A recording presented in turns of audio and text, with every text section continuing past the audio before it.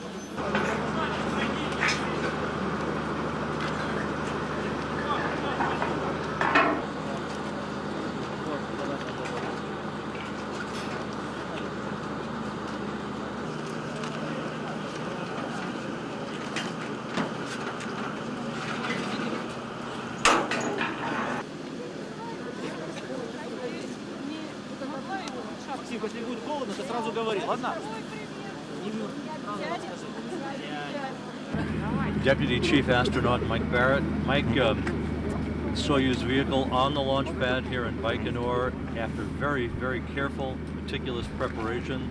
This will be the first launch of an American astronaut in the post-shuttle era. Your thoughts on the significance and the importance of this moment?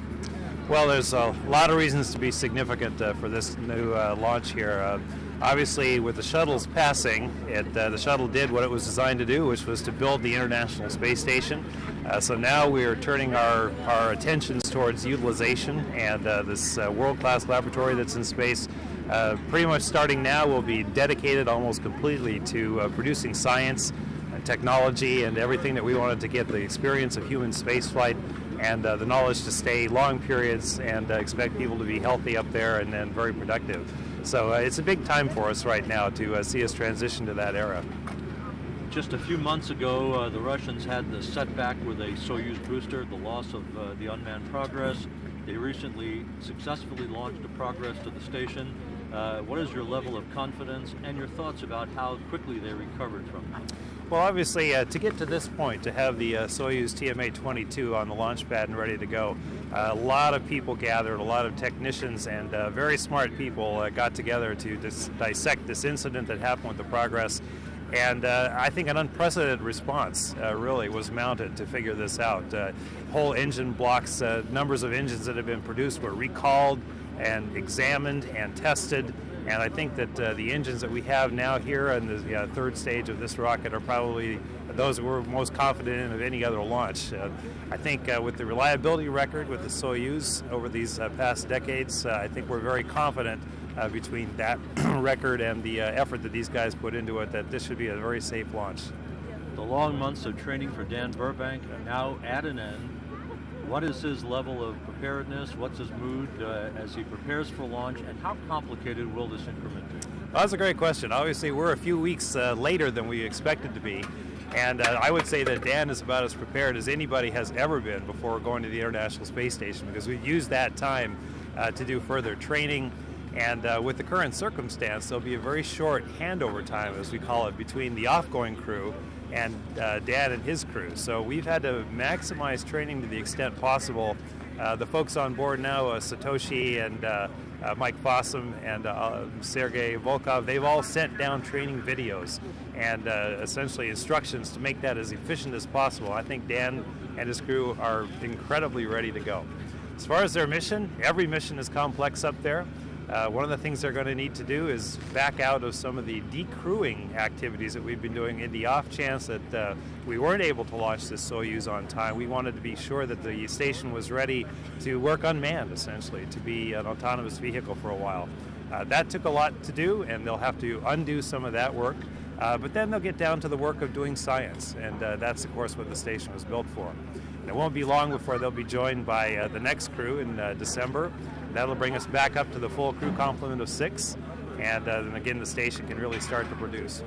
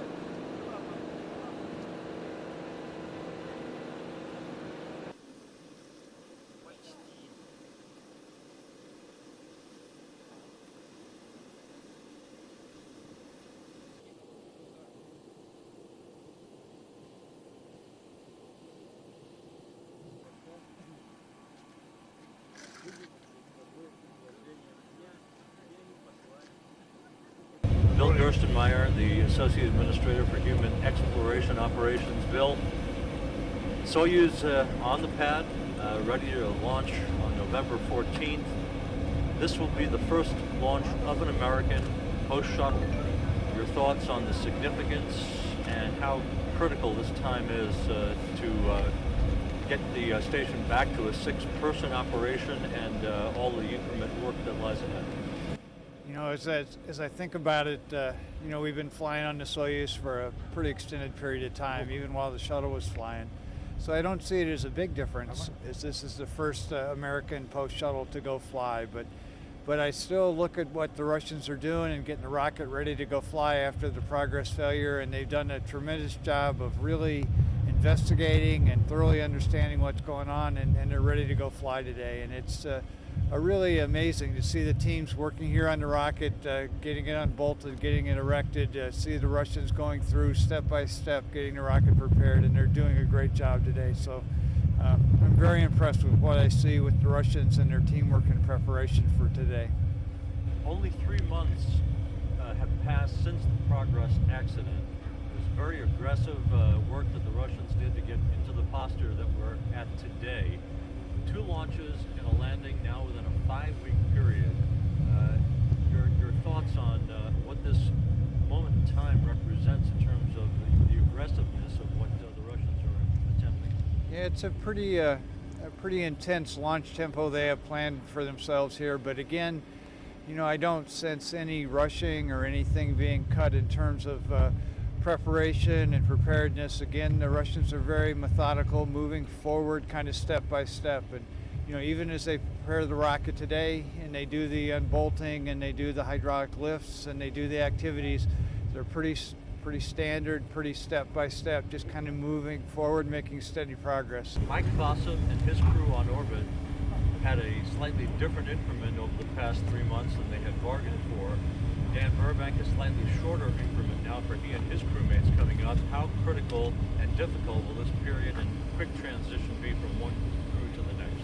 Again, the things that you don't get to see is how much preparation went into this handover period. You know, there's about 4 days when they'll actually get a chance to hand over from one crew to the next. But they've done a lot of preparation on orbit. They've, you know, Mike Fossum downlinked some high-definition video to the crew so they could actually see what it's going to be like to be on board space station.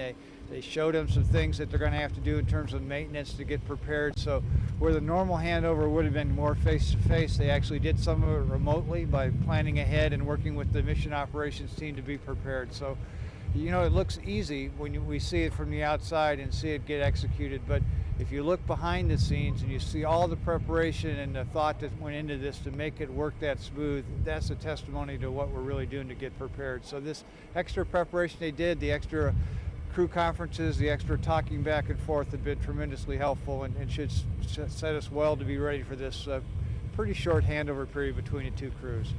Bill, the 2011 represented the 50th anniversary of human spaceflight.